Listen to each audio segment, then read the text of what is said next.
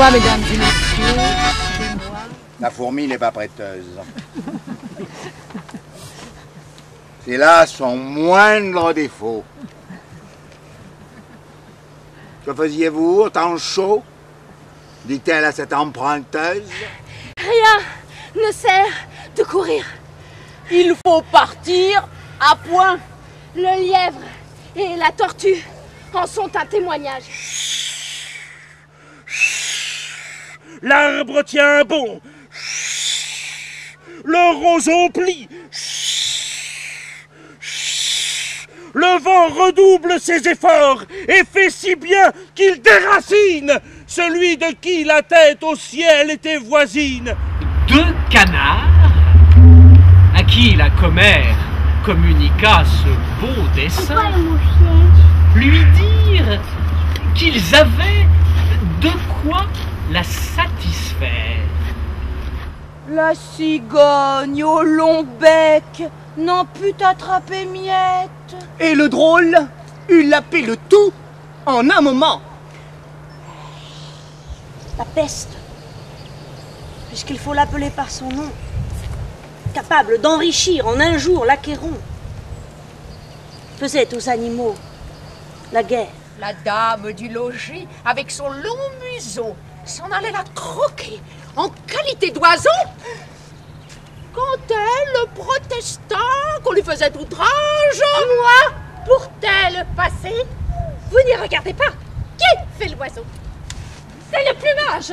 Le père, donc, ouvertement, n'osant renvoyer notre amant, lui dit: ma fille est délicate. Vos griffes la pourront blesser quand vous voudrez la caresser.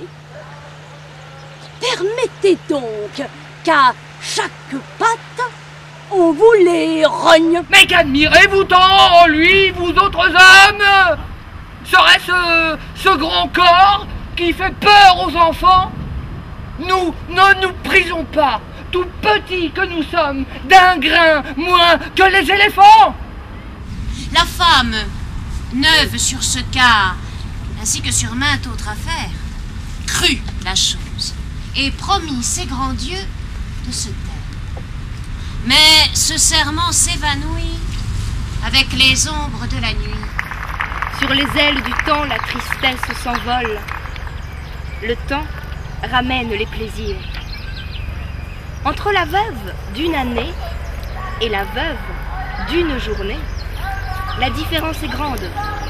On ne croirait jamais que ce fût la même personne. Qu'est-ce là, lui dit-il?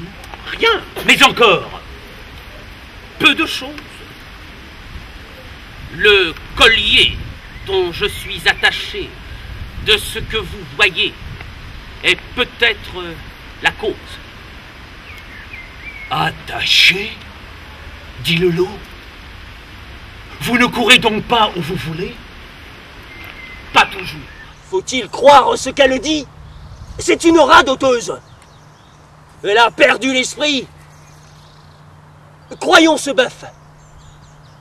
Croyons, dit la rampante bête. Quelle proportion de mes pieds à ma tête, disait-il en voyant leur ombre avec douleur. Des taillis les plus hauts, mon front atteint le faîte. Mes pieds ne me font point d'honneur. Entre les pattes d'un lion. Un rat sorti de terre. Assez à l'étourdi.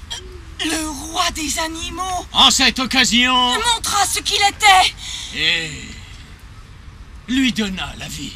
Je te conseille d'attendre que ton maître ait fini son sommeil, car il te donnera sans faute à son réveil ta portion accoutumée.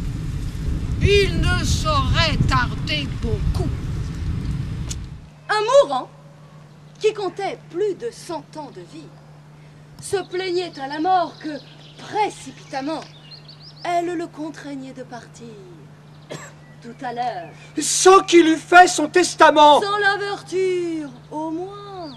Est-il juste qu'on meure au pied levé? Tout animal n'a pas toute propriété. Nous vous avons donné diverses qualités. Les uns ont la grandeur et la force en partage.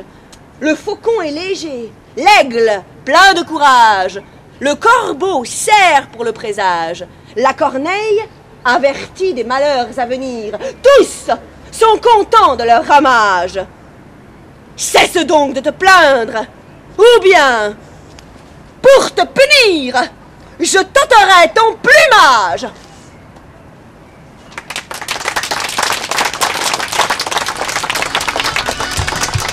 Allons-y, en route, mesdames et messieurs.